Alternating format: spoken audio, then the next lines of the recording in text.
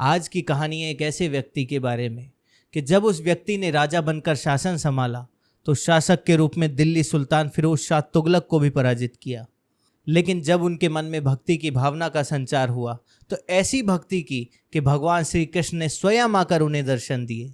और आज भी उनके उद्देश्यों का उल्लेख सिखों के सबसे बड़े धर्म ग्रंथ गुरु ग्रंथ साहिब में है। तो दोस्तों, मैं कनिष्क लेकर आया हूं आपके लिए ऐसे ही एक राजा, एक संत की कहानी। लेकिन वीडियो शुरू करने से पहले मैं आपसे एक बात कहना चाहता हूं कि हमारे चैनल का उद्देश्य है भारत की ऐसी ही ऐतिहासिक और छिपी हुई कहानियों को बेहतर ढंग से प्रदर्शित करना।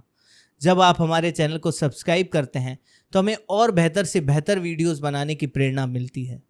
तो हमारे चैनल को सब्सक्राइब करें और ज़्यादा से ज़्यादा लोगों तक हमारे वीडियोस को शेयर करें। अब हमारी कहानी को शुरू करते हैं। संत शिरोमणि पीपा का जन्म विक्रम संवत 1417 चैत्र शुक्ल पूर्णिमा को अर्थात 31 मार्च 1323 को खींची राजवंश में हुआ। इनके पिता कड़वाराव गागरोन राज्य पर राज किया करते थे, जिसकी राजधानी गागरोन दुर्ग थी। यह गागरोन दुर्ग वर्तमान में राजस्थान के झालावाड़ जिले में स्थित है, जहां पर एक प्रकार के तोते भी बड़े प्रसिद्ध हैं, जिन्हें गागरोनी तोतों के नाम से भी जाना जाता है। संत पीपा के बचपन का नाम प्रतापराव खींची था। राज परिवार में पैदा होने की वजह से उन्हें राजसी शिक्षा दीक्षा मिली थी और वे शस्त्र और शास्त्र दोनों में निपुण थे। अपने पिता के देहांत के बाद सन 1400 ईस्वी में प्रतापराव खींची का राज्याभिषेक हुआ। उस समय उनके अधीन 52 रियासतें थीं। अपने छोटे राज्यकाल में भी प्रतापराव ने फिरोज शाह तुगलक, मलिक जर फिरदौस और लल्लन पठान जैसे वीर योद्धाओं को पराजित कर अपनी वीरता का लोहा मनवाया और शासक के रूप में अपने प्रजापालक स्वभाव के कारण आज भी इन्हें इतिहास में याद किया जाता है। समय बीता, प्रतापराव का राजकाज से मोह उठ गया था और युद्ध में होने वाली हिंसा, हत्या और जमीन जल के लिए होने वाले रक्तपात को देखकर उन्होंने सन्यासी होने का निर्णय लिया। तब उन्हें संत कबीरदास जी मिले और कबीरदास जी के निर्देशन में वे बनारस आ गए। बनारस आकर प्रतापराव जी महान संत गुरु रामानंदाचार्य जी से मिले और उनसे शिक्षा प्राप्त करने की इच्छा जाहिर की। रामानंदाचार्य जी ने प्रतापराव जी की परीक्षा लेने के लिए उन्हें कुएं में कूदने के लिए कहा। प्रतापराव जी गुरु की इच्छा के खातिर कुएं में कूदने को भी तैयार हो गए। रामानंदाचार्य जी प्रतापराव से बहुत प्रभावित हुए और उन्होंने प्रतापराव को वैष्णव धर्म की शिक्षा दी।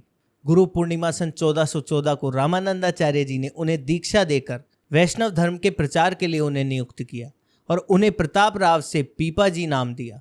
इसके बाद संत पीपा जी बनारस से अपने नगर गागरोन आ गए और उन्होंने भक्ति के साथ साथ गरीबों और संतों की सेवा भी शुरू कर दी।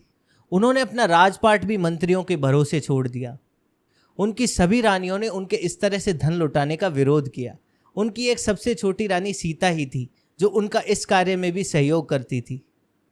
एक बार संत पीपा जी के गुरु रामानंदाचार्य जी ही गागरोन आ गए। राज परिवार और राजपाट की ऐसी स्थितियां देखकर उन्होंने पीपा जी को राजपाट छोड़ने का आदेश दिया। पीपा जी ने गुरु के आदेश का पालन किया और अपने भतीजे कल्याण राव को राज्य सौंपकर अपनी सबसे छोटी पत्नी सीता के साथ धर्म यात्रा पर निकल पड़े। इसके बाद संत पीपा जी अपनी पत्नी के साथ टोडा गांव में रहने लगे। वहां पर वे एक कवि और एक समाज सुधारक के रूप में सामने आए। अपनी धर्म यात्रा के दौरान पीपा जी के जीवन में अनेकों चमत्कार हुए। उनकी कुछ चमत्कारी घटनाएं हम आपको जरूर बताएंगे, क्योंकि ये चमत्कारी घटनाएं ये दिखाती है कि भगवान सच में अपने भक्तों के हृदय में रहते हैं। पहली घटना है गुजरात के द्वारका की। ऐसा कहा जाता है कि एक बार संत पीपा अपनी पत्नी के साथ गुजरात के द्वारका नगरी में पहुंचे। उन्होंने वहां पंडित पुजारियों से पूछा कि भगवान कहाँ मिलेंगे, तो पंडित पुजारियों ने उन्हें मूर्ख समझकर कहा कि यहीं समुद्र में होंगे। भगवान के दर्शन की पीपा जी की इच्छा इतनी तेज थी कि वे अपनी पत्नी के साथ समुद्र में कूद गए। जब आसपास के लोगों ने उन्हें समुद्र में कूदते हुए देखा तो उन लोगों ने उन्हें समुद्र में बहुत खोजा, लेकिन वे और उनकी पत्नी नहीं मिले। 9 दिन बाद पीपा जी और उनकी पत्नी द्वारका के लोगों को तट पर मिले और उनके कपड़े भी सूखे हुए थे। ऐसा माना जाता है कि पीपा जी को उनकी भक्ति भावना के कारण भगवान श्री कृष्ण स्वयं मिले। उन्हें कृष्ण ने अपने द्वारका नगरी में 9 दिन ठहराया और ब्रह्म ज्ञान देकर वापस धरती पर भेज दिया। इसी प्रकार पीपा जी के साथ दूसरी घटना हुई। जब वे अपनी पत्नी के साथ द्वारका से वापस लौट रहे थे, तब एक पठान उनकी पत्नी सीता जी पर मोहित हो गया। उसने सीता जी का अपहरण करने की कोशिश की, लेकिन भगवान की कृपा ऐसी थी कि वह अपने मकसद में कामयाब नहीं हो पाया। इसके बाद संत पीपा जी को रास्ते में एक शेर मिला। ऐसा माना जाता है कि उन्होंने शेर को भी अहिंसा और मोक्ष के मार्ग पर चलने का उपदेश दिया। इसी प्रकार टोडा में बैठे बैठे द्वारका मंदिर में लगी हुई आग को बुझाना और सांप के डसे हुए बालक को दोबारा जीवित करना, ऐसे कई चमत्कार पीपाजी के जीवन में हुए। इसी कारण संत पीपाजी को दर्जी समुदाय में आराध्य देव के रूप में माना जाता है। सिखों के सबसे बड़े गुरु गुरु नानक देव ने स्वयं टोडा गांव आकर इनके पोते अनंत दास से पीपाजी की रचनाएं प्राप्त की और सिख गुरु अर्जुन देव ने इनके उपदेशों को गुरु ग्रंथ साहिब में स्थान दिया।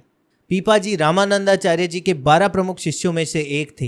ये 12 शिष्य हैं कबीर, रैदास, सुरसरी, पद्मावत, नरहरियानंद, नाबादास, धन्नाजी, सेननाई, भावानंद, अनंतानंद और पीपाजी। पीपाजी ने समाज सुधार के भी अनेक कार्य किए और पर्दा प्रथा का भी विरोध किया। उन्होंने अपनी पत्नी सीता जी को कभी पर्दे में नहीं रखा। ऐसे थे हमारे राजस्थान के महान संत पीपाजी।